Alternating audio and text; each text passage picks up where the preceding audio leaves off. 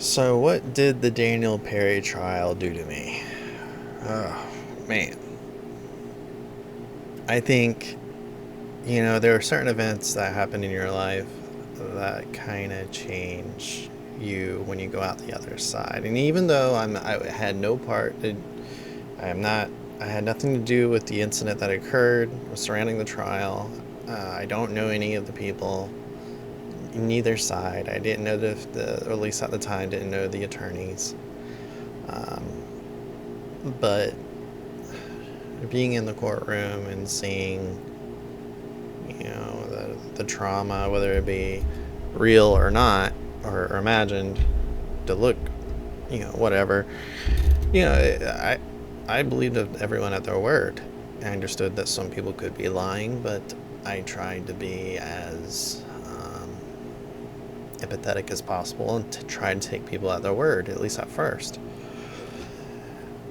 And initially, if you take the trial and you put it into a one sentence summary, it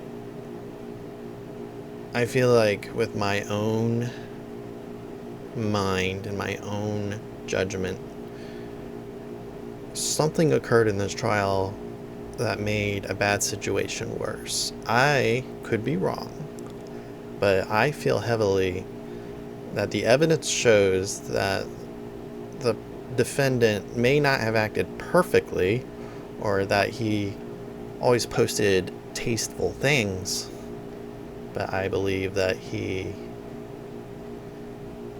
that night, given the circumstances, acted in self-defense.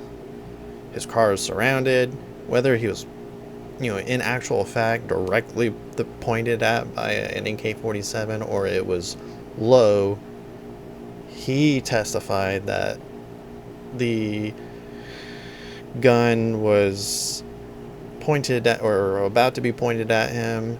I mean, it shouldn't, the case shouldn't hinge on whether it was pointed at him or not.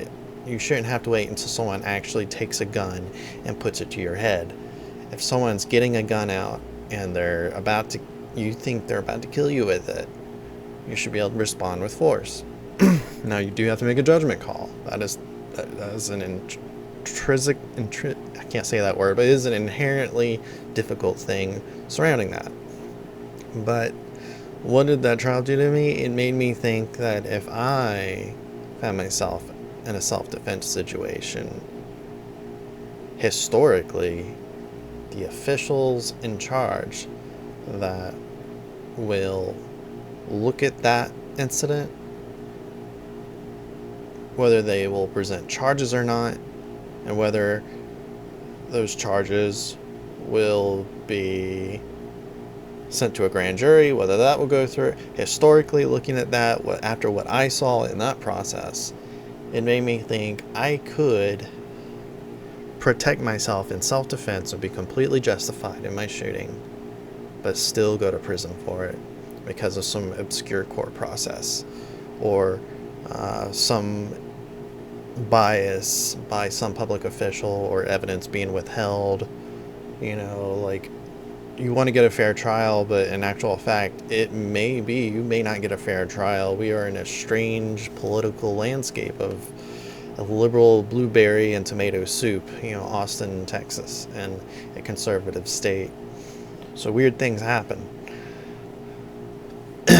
And sometimes it's just, I've heard a lawyer say, sometimes it's just noise in the system. Sometimes innocent people go to jail, just by being there, being at the defense table, and them pulling you up in handcuffs. You're going to jail. You have like automatic 15-20% chance, noise in the system. So, yeah, after seeing that kind of blew my mind. I was like, holy cow, I could defend myself and be completely justified, but the prosecution will, I don't know what the right word is to be completely fair to say it, but they will zealously go after you. And there have been other men that have gone to jail and exonerated later after other evidence came out. So I want to say it's a fair process. It may be, it may not be.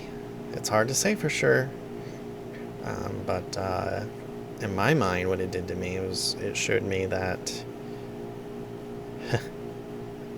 the public safety, there's an officer shortage here.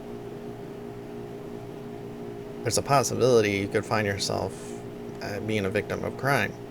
And if you're a victim of violent crime, not only could you find yourself being a victim of violent crime, but you could find yourself being convicted as a victim of violent crime. Which is kind of mind-boggling, boggling and hard to believe. How's that even possible? That's not possible. But from what I saw, it's possible. Maybe I'm wrong. But if that is true, that is quite jarring. So I believe it's true, and it's quite jarring.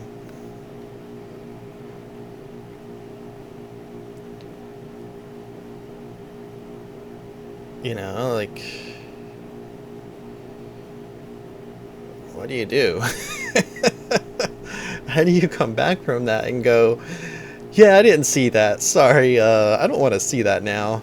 That was kind of hard to see someone just get convicted of murder when really they acted in self-defense. Holy cow.